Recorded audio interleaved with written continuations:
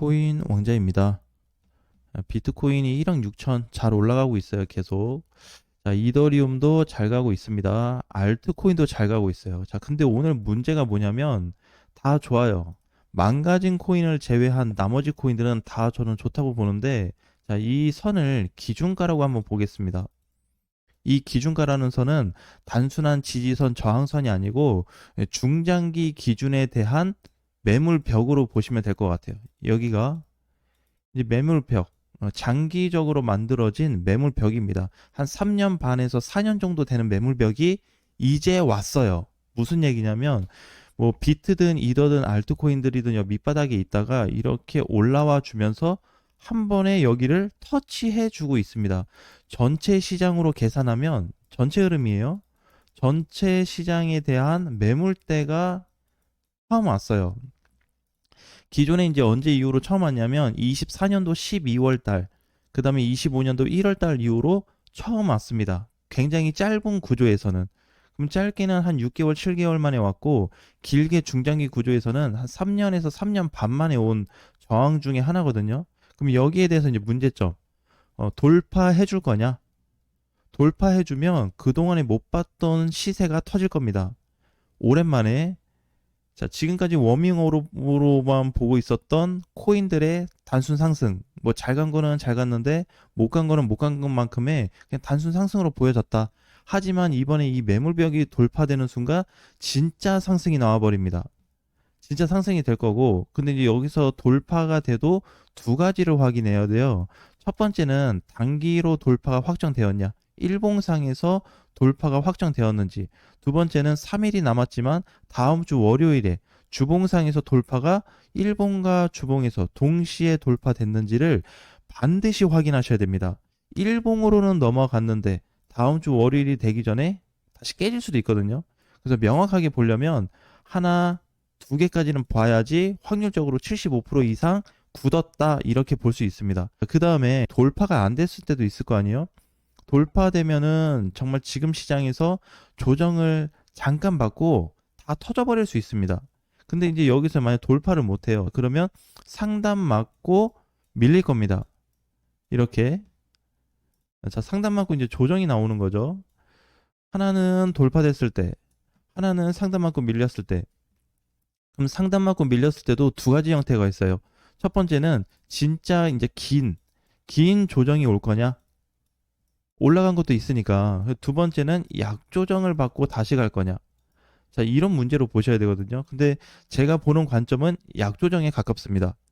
그러니까 오늘 하필 최대 저항에 도달을 했는데 매물벽에 가장 무거운 매물벽, 저기 터지면 시장이 좋아지는 구간인데 또 돌파가 되지 않는다 그래도 약조정 후에 재상승으로 보고 있어요.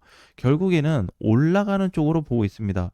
저는 그렇게 봐요. 여러분들은 지금 자리에서 어떻게 해야 되는지 추가 분석이 필요합니다. 여기서 원래 기본적으로 투자자 기준에서 대응해야 할 거는 이만큼 올라왔잖아요. 그럼 오랜 기간 동안 머물렀던 매물 벽에 오게 되면 여기서 사실은 현금화를 해야 됩니다. 이게 일단 기본적인 페이스예요. 정석이에요. 투자 정석. 그 다음에 여기까지 와놓고 이제 변곡점이니까 뚫을지 안 뚫을지 모르니까 현금화 하는 거죠. 그럼 뚫리고 나서는 따라 들어가기도 괜찮고 돌파 후 올라갔다가 눌렸을 때 재매수하는 것도 괜찮고. 자, 이거 두 가지 방법이 있죠. 근데 만약에 뚫지 못하면은 조정을 어디까지 받을지 얼마나 밀릴지 알 수가 없기 때문에 현금화하는 게 사실상 FM입니다. 정석이에요. 그래서 여러분들은 지금 시장에서 어떻게 해야 될지 한번 확인을 해보셨으면 좋겠습니다. 그러니까 저는 그렇게 봐요. 무조건 앞으로 뭐 시장이 이래 할 거니까 무조건 간다. 아니면 무조건 안 간다. 그런 것도 아니고 현재 시장 대비했을 때 준비를 했으면 좋겠습니다.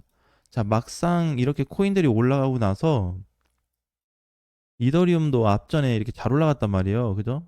이제 기준이 작년이 되겠죠? 이런 식으로 상승이 나왔다가 이렇게 꺾여버리게 되면 결국 이 부분도 아쉽거든요. 적은 퍼센테이지가 아니에요. 밀린 게 얼마 안 돼서 그러지.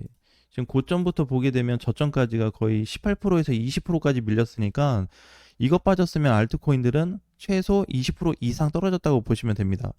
그죠? 근데 이 정도의 이제 하락이 나타날 거냐, 아니냐에 대한 문제예요. 왜 그러냐면, 중간중간에 우리가 코인들이나 전체 시장에 대한 구조를 보게 되면 올라갈 때마다 저항이라는 거는 반드시 존재합니다. 근데 이게 저항의 굵기가 달라요. 단순 저항으로 봤을 때는 이렇게 돼 있지만 일정 구간 뚫고 올라갔는데 큰 매물을 만나는 이런 구간이 나타납니다. 여기가 제가 얘기하는 중장기 매물벽이에요. 3년 반 만에 만들어진 짧게는 7개월, 짧은 구간으로 보면 그럼 올해죠 그냥. 그래서 24년도 12월하고 25년도 1월 달 만에 처음 온 거고, 짧게 보면, 길게 보면 3년 반 만에 매물대에 올라온 겁니다. 이거는 뭐 이 코인이 올라왔다 저 코인이 올라왔다기보다는 전체 흐름이 이렇게 왔어요 지금까지. 그 문제는 이제 여기서 추가 반등을 돌파해주면서 만들어줄지 아닐지를 따져야 되기 때문에 이거 반드시 가져가셔야 됩니다. 둘 중에 하나 선택해야 돼요. 왜 그러냐면 이거 선택하지 못하면 반드시 후회하는 시장 사이클이 만들어질 겁니다. 전에 이제 세이 같은 경우도 잘 올라갔는데 이렇게 이제 단순 상승이 나왔을 때거든요.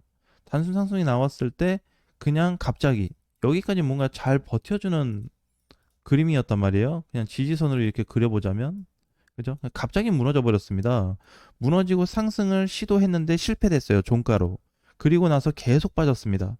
이러한 형태를 만날 수 있기 때문에 지금 둘 중에 하나를 선택하지 않으면 힘들 수 있습니다. 두 번째, 그렇게 해서 그래 현금화를 했다. 팔았어요. 매물이 좀 크다 그래서 팔고 현금화했는데 뚫려면 어떻게 되냐? 뚫리면 그 뚫리고 나서 만약에 안 내려오면 어떻게 해요?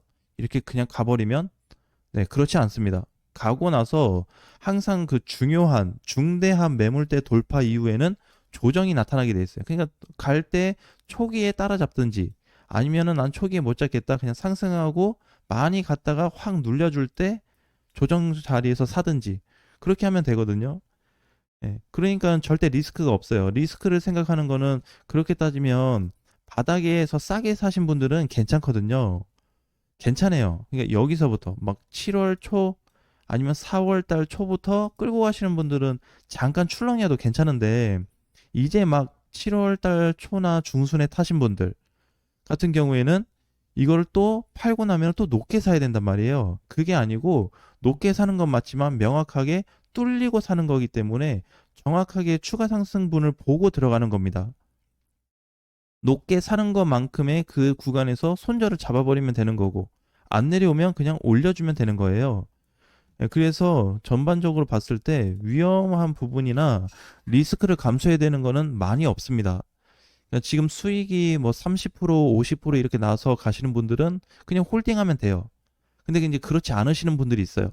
이제 막, 뭐 플러스 10%, 20% 되신 분들 보합에 있거나 마이너스면은 뭐 아직 좀 더 가져가야 되는데 수익 나신 분들은 아까울 수 있다라는 거. 그거 한번 참고해서 보시면 될 것 같습니다. 그리고 오늘도 알트코인들이 다 잘 올라와요. 지금 오전장에서 강세가 뭐냐면 대형 코인들입니다. 대형 중소형 알트코인들 이더리움까지. 비트 빼고는 다 좋아요. 비트 빼고. 뒤에 가서 빠지는 코인들도 있기는 한데 이게 좀 조정이 깊지는 않습니다. 봉크는 이제 뭐 첫 조정이 나오는 거고 하이퍼도 기존에 급등이 나왔다 조정이고 계속 카이버는 이제 너무 많이 갔다 왔죠. 그래서 이제 눌려야 되고 히포는 사실 많이 못 갔는데 조정입니다. 그래서 이런 코인들이 이제 눌릴 때를 잘 보셔야 돼요. 이런 거 아직 돌파 해소가 안 된 코인이거든요. 그러니까 올라는 갔는데 많이 갔는데 야 이제 못 사겠다. 근데 이제 떨어져 주잖아. 윗골이 달리고 밑으로 좀 밀리고 있어요. 이럴 때 이제 이런 코인들을 관심 있게 보시면 유용하게 사용해 볼 수가 있습니다. 자, 중요한 거는 오늘 뭐 이 코인이 좋다, 저 코인이 좋다라기보다는 무슨 시장이냐면 절대 쉽게 오지 않는 매물벽이 도달했기 때문에 그 구간에서 어떻게 하셔야 될지 방법을 안내해 드렸습니다. 둘 중에 하나 나타날 텐데 이게 극과 극이에요. 왜냐면은 지금까지 이 중대한 매물벽을 만난 게 코인 시장 하면서 한 네 번밖에 없거든요. 불장 이후에 처음이 아니에요. 딱 네 번, 2번까지 치면은. 그래서 이게 중간에 강세장 이후에 또 중으로 올라왔던 그 상승장이 있었죠. 그 다음에 지금도 마찬가지. 이게 네 번째 온 굉장히 큰 매물벽 중에 하나입니다. 그럼 뚫리면 당연히 강세로 갈 수밖에 없어요. 당연한 거예요. 변곡점이기 때문에. 못 가면 당연히 떨어집니다. 평소에도 이런 시장을 보겠지만 지금은 매물벽을 가지고 가냐 못 가냐를 따지는 시기이기 때문에 확실하게 자리를 잡고 가는 게 조금 더 안전하지 않을까라는 말씀 드리고 싶습니다. 자, 전반적인 내용들 참고하셔서 잘 대응 준비하셨으면 좋겠습니다. 다음 시간에 뵙겠습니다.